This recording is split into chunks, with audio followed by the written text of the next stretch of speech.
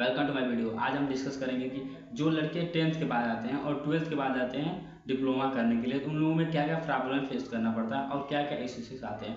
तो जो लड़के 10th के बाद आते हैं उनके लिए थोड़ा सा सिलेबस लेंथी लगता है, जैसे फिजिक्स, केमिस्ट्री, मैथ, ये थोड़ा पोर्सन, क्योंकि 12th का पोर्सन ज़्यादा डालता है, 11 12 का पोर्सन डालता है। अभी 11 12 पढ़ के नहीं आए होते हैं तो इन लोग को थोड़ा लेंथी लगता है, तो मेहनत से पढ़ाई करते हैं। और जो होते हैं 12th पास आउट, जो 12th पास करके आते हैं, तो उन लोग क्या होता है कि जो भी सिलेबस जो फर्स्ट ईयर में होता है, फर्स्ट सेमेस्टर में होता है, 1 2 सब्जेक्ट छोड़ करके सारे सब्जेक्ट ये पढ़ चुके होते हैं, जो पढ़ के आ गए हैं, जो 11 12 में सारे पढ़ चुके हैं। और दिक्कत ये होती है यहाँ पे कि उन लोगों के पास ओवर कॉन्फिडेंस आ जाता है कि भाई मैं तो पढ़ा हूँ, मैं पढ़ गया, बिना आसानी से ही पास हो जाऊँगा, क्या ही करना है, क्या ही पढ़ना है, एक दिन ही पढ़ना है, 1 घंटा भी एक पेपर से एक दिन पहले पढ़ के जाऊँगा तो मैं पास हो जाऊँगा। बट ये आप बहन छोड़ दीजिए कि आप ऐसे कर सकते हैं, क्योंकि ये एक्सपीरियंस से मैं बता सकता हूँ। और एक्सपीरियंस मेरा क्या, हर साल का आप डाटा ही चेक करिए, इतना बेकार है। तो बेकार है जब 12th पास करके भैया आप आए हैं, आप पूरा पढ़ ही के आए थे, तो आपका बेक कैसे लग जा रहा है, कैसे बेक लग रहा है। तो आप ये ओवर कॉन्फिडेंस छोड़ दीजिए कि मैं 12th पढ़ लिया हूँ या पढ़ के आया हूँ बहुत ज़्यादा।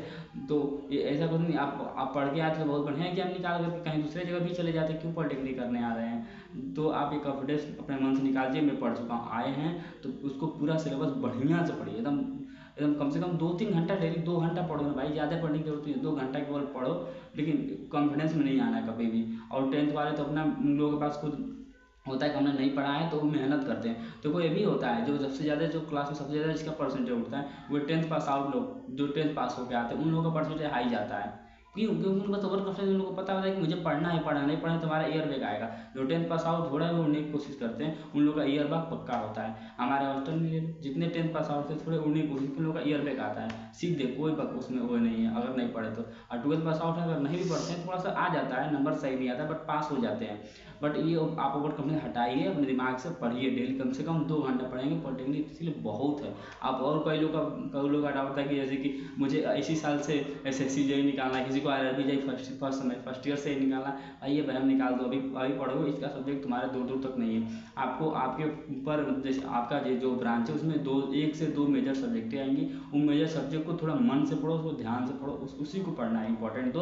और आपको 10th 12th का जो भी टॉपिक था, आज जो कारण से हमको पॉलिटेक्निक करने आना पड़ गया, आर्थिक स्थिति वालों को छोड़ के, जो भी मतलब पढ़ के या कोई अदर एग्जाम नहीं निकाल पाए तो उन लोगों को आना पड़ा। तो आप ये ध्यान से सुनिए कि आपको 11 12 का जितने भी प्रॉब्लम सब पहले इसको सॉल्व कर लीजिए, ताकि जब एसएससी जे सेकेंड ईयर जब स्टार्टिंग आपने करें तो आपको कोई प्रॉब्लम फेस ना करना पड़े कि मुझे पीछे का नहीं समझ में आ रहा, मैथ का ये फार्मूला नहीं याद है, ट्रिग्नोमेट्री नहीं आ रही है तो वो नहीं आ रहा। इसको आप पूरा क्लियरली एकदम डाउटफुल एकदम डाउट क्लियर इसमें पढ़ के पूरा फिजिक्स केमिस्ट्री मैथ चीज़ों को एकदम क्लियर कर रखिए, बाद में फिर आपको ये पढ़ने की जरूरत पड़े, बस रिवीजन करें तो आपका क्लियर हो जाए। इतना तक आप पढ़ लीजिए 12th में, ताकि आप एसएससी जेई का प्रिपरेशन नहीं करने जा रहे हैं, आप इतना भी नहीं अगर क्लियर कर पाएंगे अपना डाउट तो बाद में प्रॉब्लम होगी। उसके बाद सेकेंड ईयर से अपना जो भी स्टडी, जो भी आपको बैच लेना है फाउंडेशन का, जो भी कुछ करना है वो सेकेंड ईयर से हमारे अकॉर्डिंग करिए, ताकि आपके लिए उसका जो सब्जेक्ट है, जो सिलेबस है वहाँ आपके ब्रांच के अकॉर्डिंग वो चालू होते पढ़ना चालू होता है, आपको मिलता है। क्योंकि फर्स्ट ईयर में कोई सब्जेक्ट नहीं मिलता है जो